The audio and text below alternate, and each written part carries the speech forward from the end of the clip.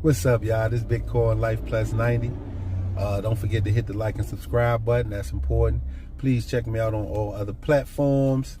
You can find me under Bitcoin Life Plus 90 or just George Day. Okay, I wanted to talk to y'all today about the rules of the game. You know, we was always taught as children.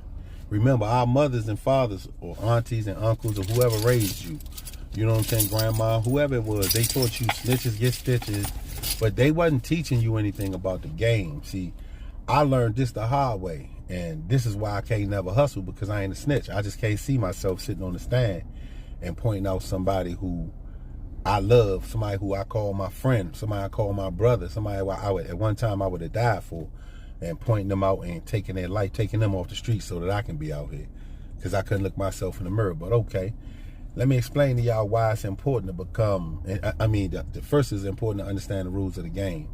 The rules of the cocaine, heroin, or whatever game are started, you know, the rules are made or developed by the people who control the game. By the time the drugs get to you in America, there's no control left. There's only one thing for you to do is sell the drugs. You know, the lifestyle, the genesis of cocaine is in Bolivia. Either they ship the paste or they ship the whole leaves now. I don't know. And to a processing plant in Colombia, most of the time they used to ship the paste down, and because it's easier to ship the paste in buckets and 55-gallon drums, you know what I'm saying, and sell the paste. You know, you get the paste at a cheaper rate in Colombia. Then Colombia processes it, and then they start breaking it up and doing things like that. And sometimes they might even, now they probably sending the paste to Mexico. I mean, the numbers are so cheap.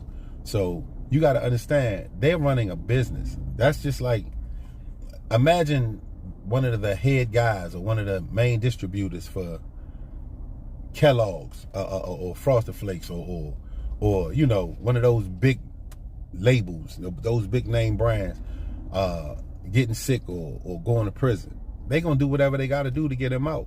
So it's the same thing with the Colombians. That's why over the almost 2 decades that I was in prison, you know, 16 plus years I was in federal prison, it baffled me to see that I was locked up Alexandria with the guys from the Tang, some Asian dynasty that was getting all kinds of money, had helicopters and all that out there. Look it up at the time I was going to court in 05, 06 out Alexandria, they was locked up. Y'all got to understand, these people, the Colombians, gonna tell on you to get home because they running a $1 trillion business. This isn't a food truck. You know, these people making trillions of dollars. You know what I'm saying? So I'm gonna give y'all about 4 or 5 parts to this so y'all can understand why it's gonna be impossible not to be a snitch and be successful.